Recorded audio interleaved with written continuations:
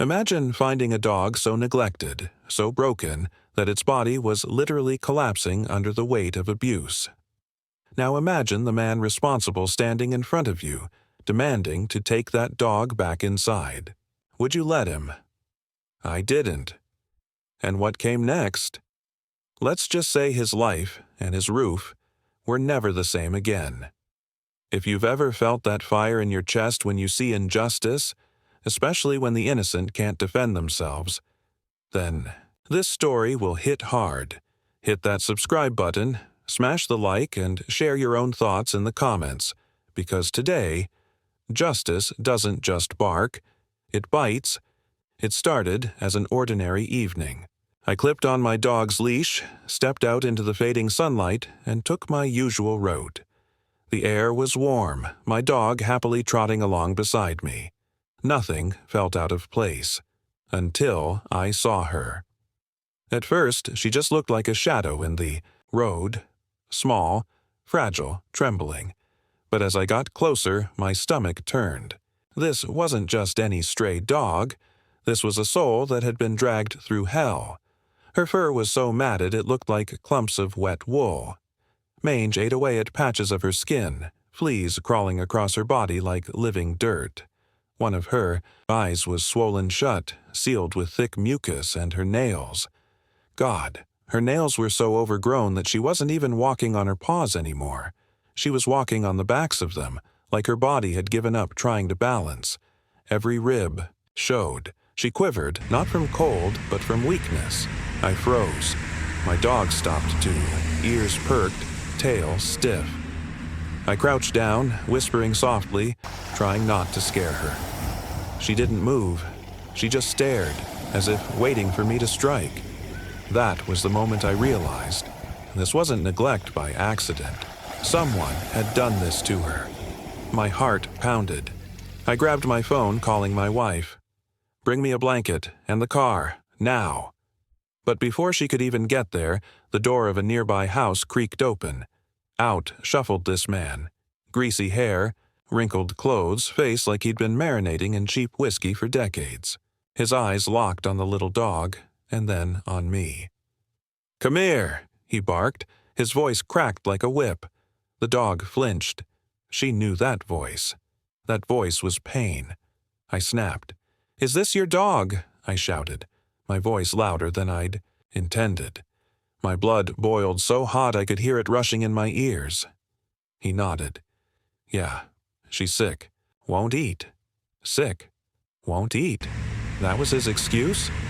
I stared at the shaking skeleton of a dog and something inside me broke. No way in hell you're taking her back in there. My voice cracked, raw with fury. He tried to argue. Tried. To tell me it was his dog. But I wasn't hearing it. The shouting grew louder, echoing down the street. Lights flicked on. Neighbors peeked out. Some even came outside, curious, whispering. Later, a few would tell me they knew he had another dog in that house, that he was no stranger to mistreating animals. I didn't care who was watching. My chest heaved, fists clenched, my whole body shaking as I screamed at this man. For once, I wasn't going to let someone walk away after destroying something innocent. And just in time, my wife's car pulled up.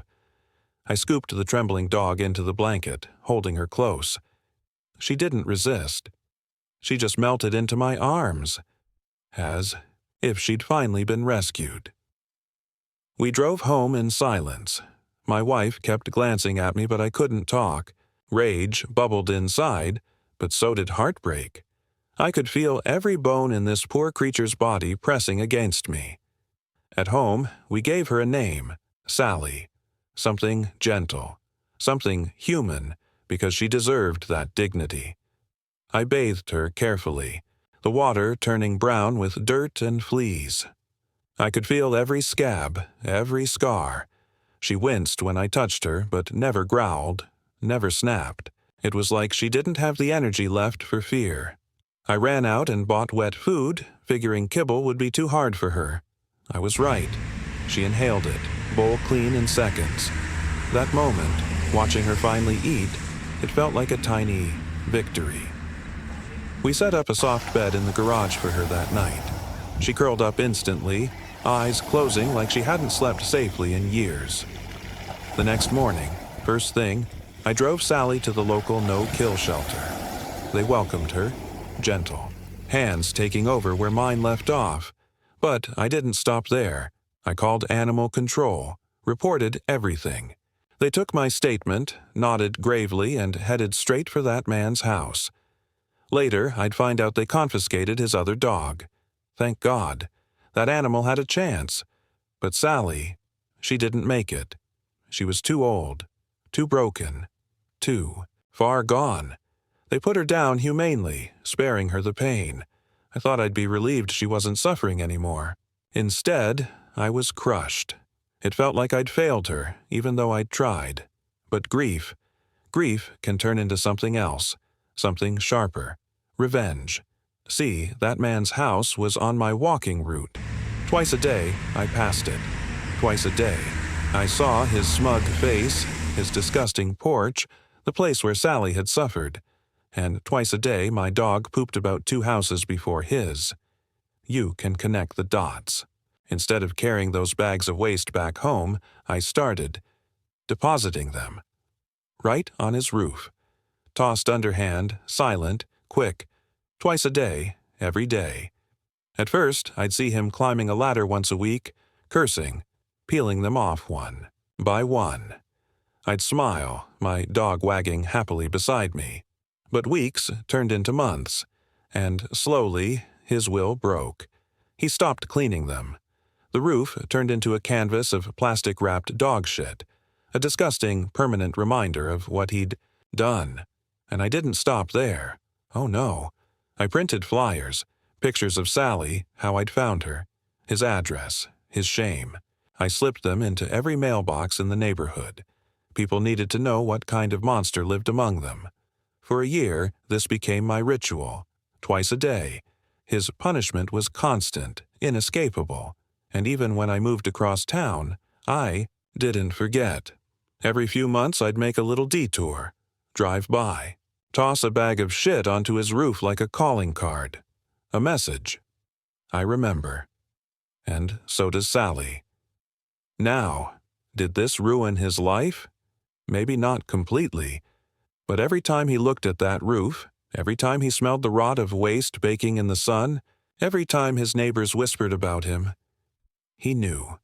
He knew someone out there remembered what he did. Someone wasn't letting him forget. And me? Each toss of that bag felt like therapy, like justice delivered in plastic. He took Sally's dignity, but he didn't get away clean. Here's the thing about revenge. It doesn't always have to be explosive. Sometimes it's slow, steady, relentless, like a drip of water wearing down stone. Or, in this case, a rain of dog shit on the roof of a man who deserved worse. So, let me ask you, what's the most satisfying revenge you've ever seen or heard about? Drop it in the comments. I want to read every single one. And if this story made you feel that spark of justice, hit like, subscribe, and share it with someone who believes in karma. Because sometimes, karma needs a little help.